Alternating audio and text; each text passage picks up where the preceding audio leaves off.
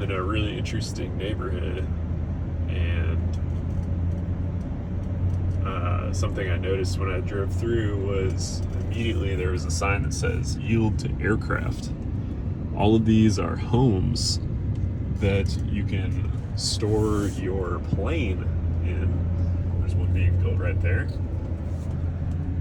Looked on my home finding app.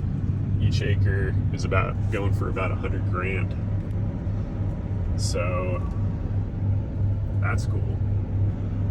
But yeah, these all contain parking and storage for an aircraft. The more you know.